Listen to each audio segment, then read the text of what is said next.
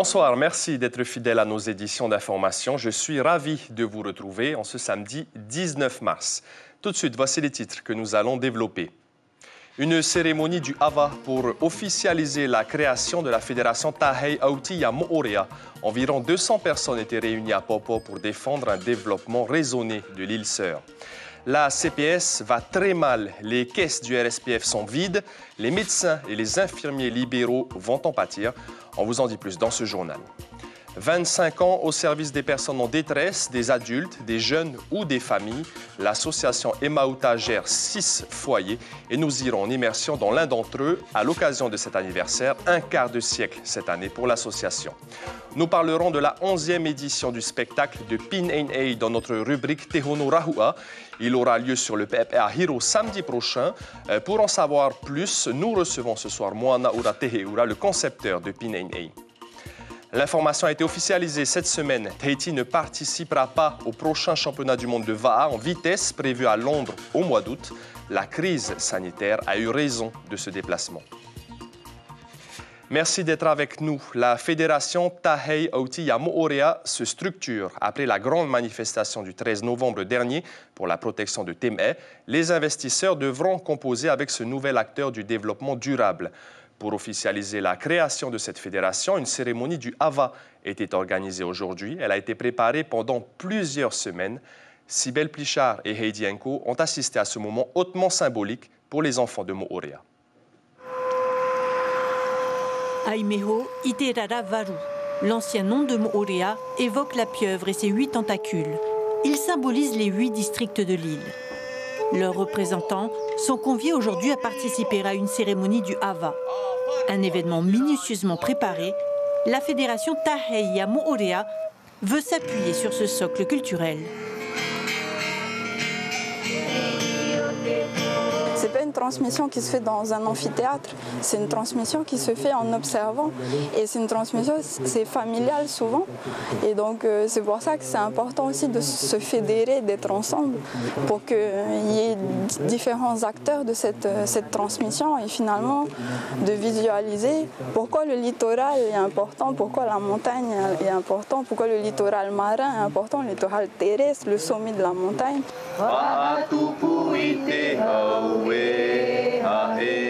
La transmission et les symboles.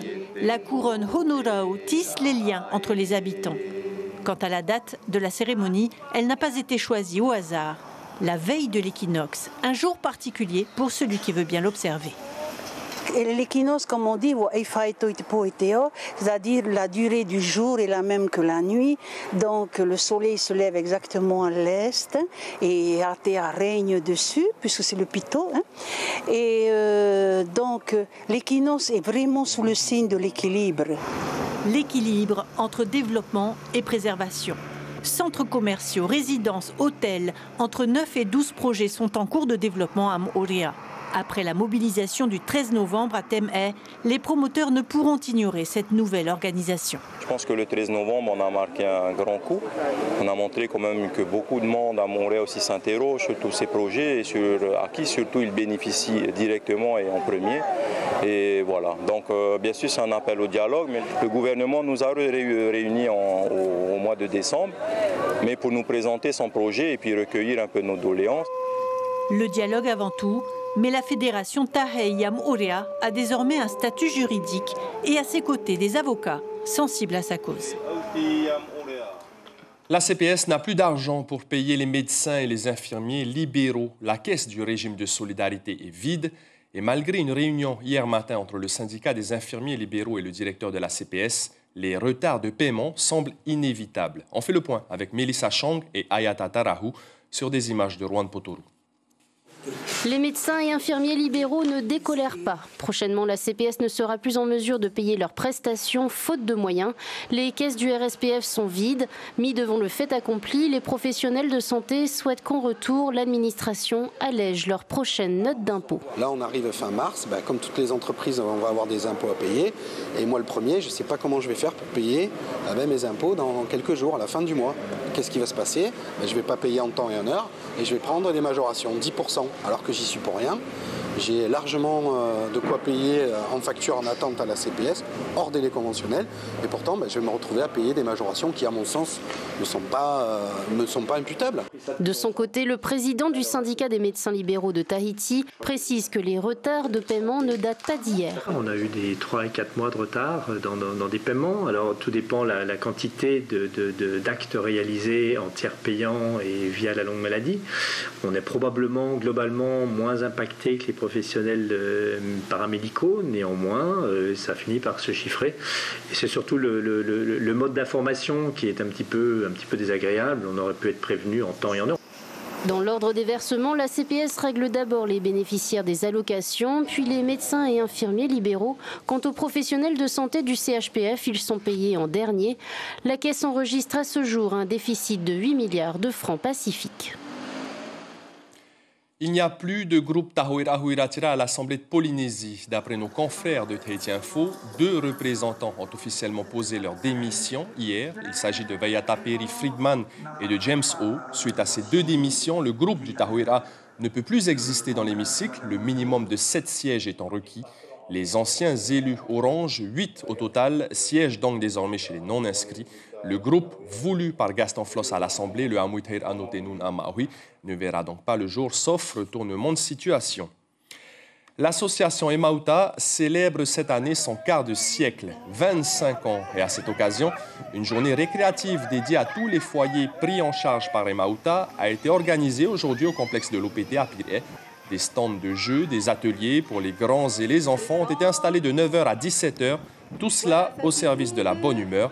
Car depuis 1996, l'association Emauta aide les personnes en détresse. Ce sont souvent des adultes en situation d'échec ou des enfants qui ont perdu leur repère. Emauta gère 6 foyers au total, dont la Samaritaine, une structure qui accueille des femmes sans ressources et sans solution. Le reportage de Natacha Silagi et David Chan. De l'ordre pour retrouver ses repères. Poirava a 3 mois pour se refaire une vie, sans son mari décédé l'an dernier, mais avec 4 enfants à charge. Être ordonné, c'est la base de la vie.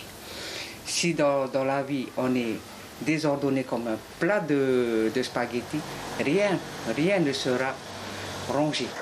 Avec 18 autres femmes en détresse, Poirava tente de renouer avec le quotidien pour ne pas perdre pied. Entièrement prise en charge, elle doit en contrepartie répondre à quelques obligations. On échange, on participe aux tâches, c'est-à-dire d'entretenir. C'est tout ce qu'on nous demande, d'entretenir le foyer. Et rien d'autre. C'est pas le bain, ce n'est pas la prison. Un foyer de transit pour offrir un nouveau départ, une seconde chance. Ok.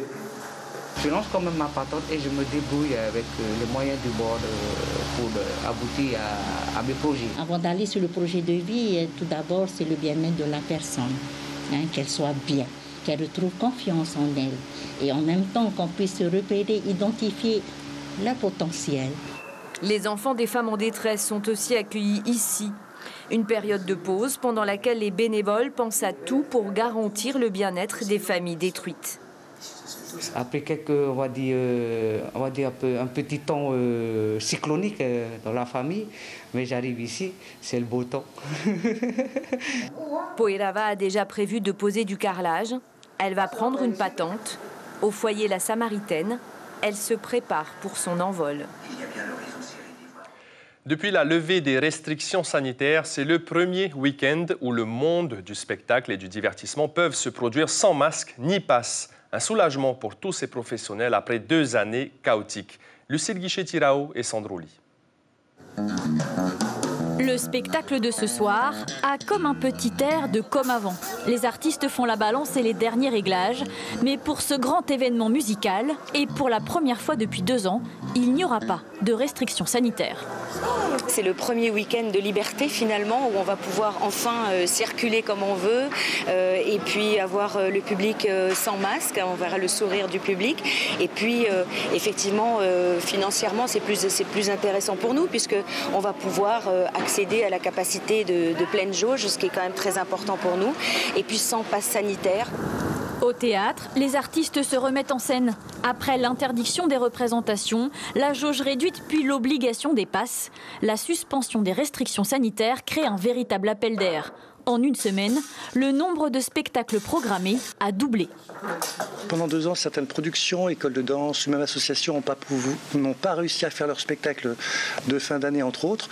Donc là, effectivement, depuis quelques semaines, on constate une augmentation des spectacles, que ce soit à titre associatif, dans les entreprises, dans les cinémas, dans les restaurants. Et au niveau de la Maison de la Culture, effectivement, les emplacements sont vraiment pris d'assaut. Désormais, les salles de spectacle reprogramment des artistes venus d'ailleurs. Le groupe de reggae Trio et l'acteur Pascal Légitimus, notamment, ressusciteront les planches de Tahiti au mois d'avril. Poursuivons sur le volet culturel. Comme tous les samedis, je vous propose désormais d'ouvrir notre rubrique Te Hono Rahua, consacrée aux artistes.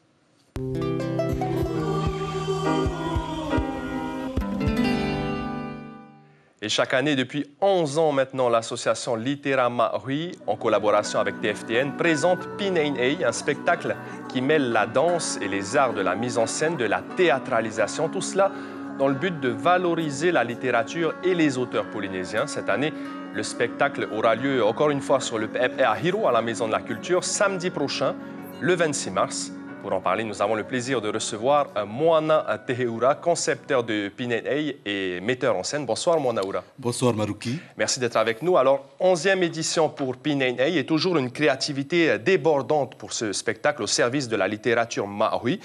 Il ne faut pas l'oublier, le spectacle est pensé à partir de l'écriture. Est-ce que Pineinei est devenu un espace d'expression culturelle unique ? C'est devenu un espace d'expression contemporaine unique parce qu'on n'a pas d'autre forme d'expression qui s'approche de Pineinei. Parce que Pineinei mêle à la fois à la source donc les auteurs, les écrits des auteurs contemporains de notre pays, ainsi que de la musique, de la chorégraphie, de la mise en scène. C'est un spectacle finalement qui se nourrit de tous ces arts et qui produit quelque chose finalement d'original. Vous êtes concepteur, vous êtes metteur en scène. Comment vous choisissez les textes, les danseurs, les chorégraphes et les chanteurs? Alors, à la base, il s'agit d'abord de choisir un thème au sein de l'association Litera Maui présidée par Marie Balleux cette année. Et nous proposons donc ce thème à l'ensemble des auteurs. Le Hohoa, donc les portraits cette année. Exactement. Donc, sur les portraits de personnes inconnues et connues qui ont fait partie de notre histoire, par exemple. Et la première personne à laquelle on pense, quand on pense au pilier d'une société, c'est la mère, tout simplement. Et nous pensons aussi aux personnages historiques, ceux qui ont marqué notre histoire et qu'on a oublié de déterrer pour les transmettre leur mémoire à nos enfants. Et pour cela, j'ai pensé à quelque chose d'assez contrasté et assez original pour cette année, en mettant la scénographie de Pineinei dans un bar. Nous sommes dans un bar, pourquoi? Parce que, comme nous le savons, toi et moi, lorsqu'on est un peu éméché, la parole se libère, les émotions se libèrent. Et finalement, il ne s'agit pas de paroles stupides, il s'agit de paroles intelligibles et de paroles intelligentes qui permettent finalement aux personnages de l'histoire de revivre à travers une scénographie contemporaine. Et justement, comment ça s'est passé au niveau des répétitions de cette scénographie? Ça fait plusieurs mois que toute une équipe y travaille. Alors, ça fait plus de 2 mois que nous travaillons sur ça. Je remercie d'ailleurs la Maison de la Culture d'avoir mis à disposition le Pe'epe'ahiro. Il s'agit en effet d'un événement du pays qui est gratuit surtout. D'ailleurs, nous n'avons plus de billets. Et lors de ces répétitions-là, il y a des répétitions dédiées aux danseurs, des répétitions dédiées aux orateurs. Et enfin, on mixe les deux avec les musiciens aussi. Particulièrement cette année, nous avons un ensemble de cordes, un pianiste, un percussionniste et nous avons aussi un chanteur lyrique et 2 interprètes féminines. Une harmonie, des relations ont été tissées désormais entre des acteurs du Ori Tahiti et des artistes, on va dire, de l'univers contemporain désormais. Alors, il s'agit effectivement dans Pineinei de décloisonner les choses, de rendre les choses accessibles avec notre temps et de ne pas rester dans un carcan heiva, sinon il ne fallait pas le faire, ou un carcan huratapeiru. Quelque chose de différent qui est complètement libéré de tout règlement et finalement quelque chose qui va nous ressembler de personnes d'aujourd'hui en parlant de contemporanéité. Et vous avez envie d'aller plus loin avec Pineinei, peut-être un festival? Alors, il serait effectivement judicieux de pouvoir envisager à moyen terme ou à long terme un festival Pineinei en invitant, comme je l'ai fait lors de la première édition, les autres chorégraphes à venir créer dans cet écran. En réflexion, en tout cas. Merci beaucoup, Moanaura Teheura. Donc, 11e Pineinei à guichet fermé, puisque le 26 mars, toutes les places gratuites, on le rappelle, sont déjà prises. Ce spectacle a pour objectif principal de valoriser la littérature maori à travers donc le spectacle et l'art vivant. Merci beaucoup, Moana Teheura. On vous retrouve à la fin de cette édition pour une déclamation en langue française. La sélection de Tahiti de football, les To'aito, se sont qualifiés sur tapis vert pour les demi-finales du tournoi de l'OFC, un tournoi qualificatif pour la prochaine Coupe du Monde de foot au Qatar. Après le forfait du Vanuatu, c'est l'équipe des îles Cook qui a elle aussi été décimée par le Covid-19.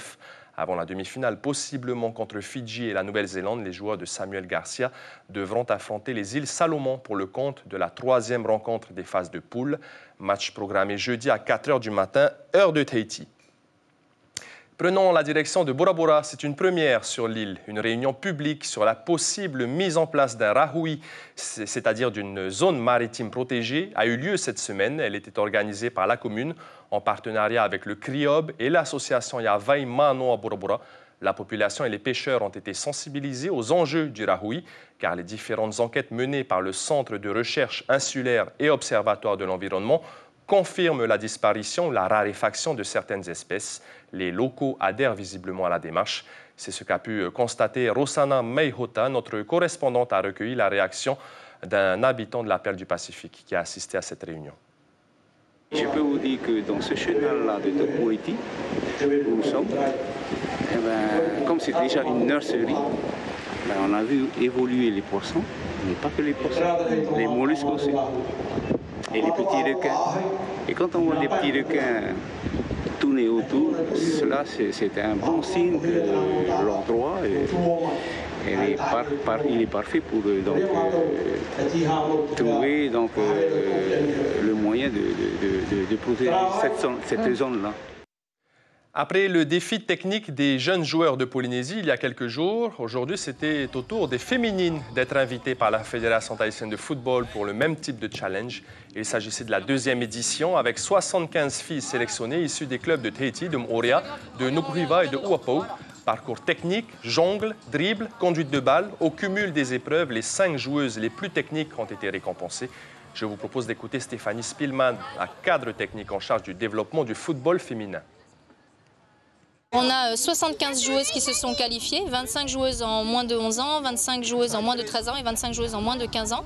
On est super contents parce qu'on a des filles de tout Tahiti, de la presqu'île et de toute la Tahiti jusqu'à Papeeno. On a également des filles de Moorea, des filles de Wapau et des filles de Nukuhiva qui se sont qualifiées. Ah ouais, donc plus que pour les garçons alors hein? Absolument, du coup on travaille beaucoup avec les îles et on avait mis en place le challenge à toutes les îles qui ont un championnat jeune féminin en place et qui tourne. Et donc du coup les marquises, ils ont qualifié 10 joueuses au total. Les filles vont être départagées sur 4 tests différents, des tests de technique et des tests également de vitesse. Et on va faire après un classement final. Ça va être le résultat en fait de leurs 4 tests. Et les meilleurs sur les 4 tests seront récompensés, les 5 meilleurs U11, les 5 meilleurs U13 et les 5 meilleurs U15.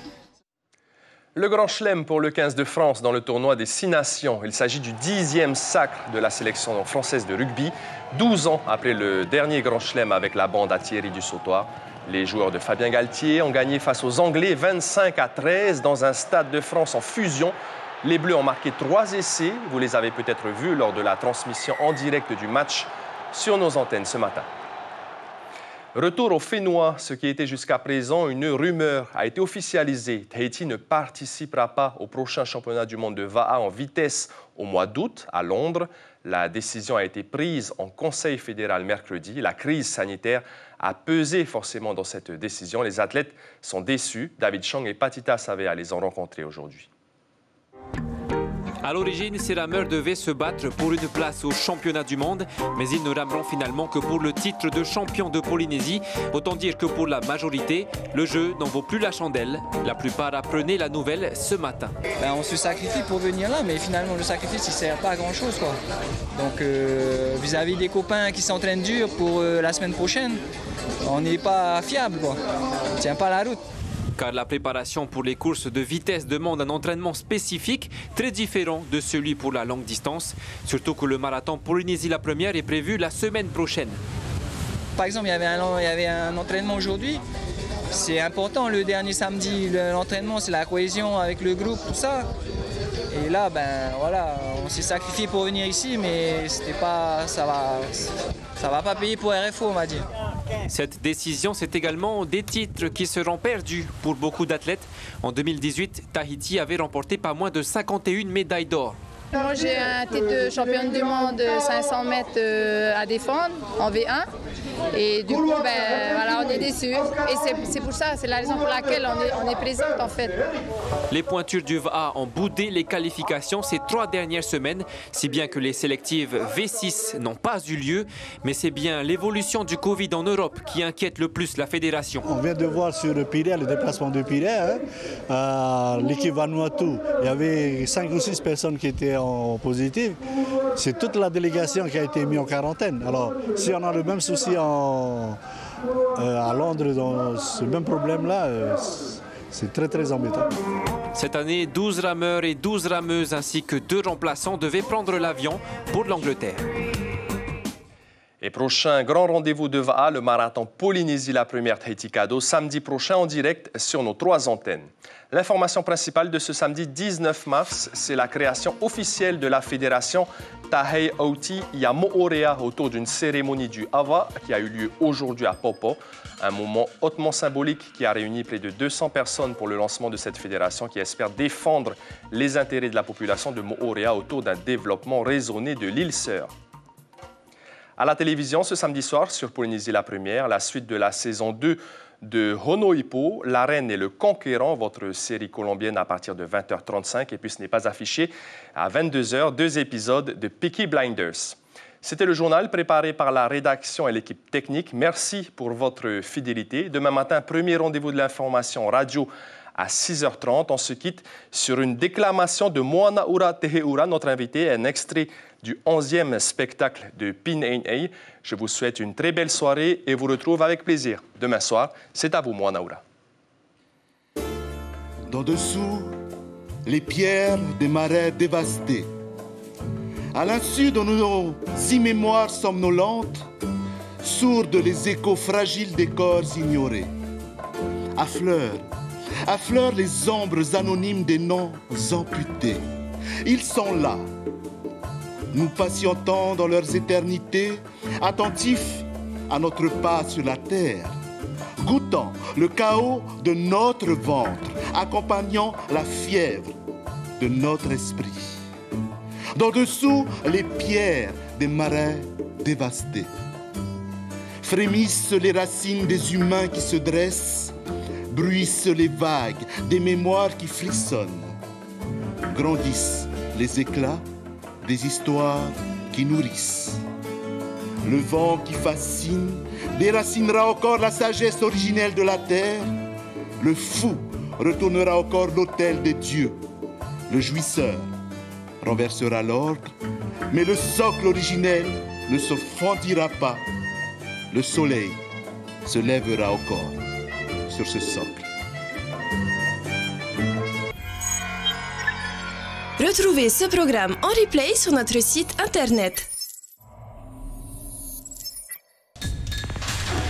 L'information en continu sur Polynésie la première, internet et réseaux sociaux.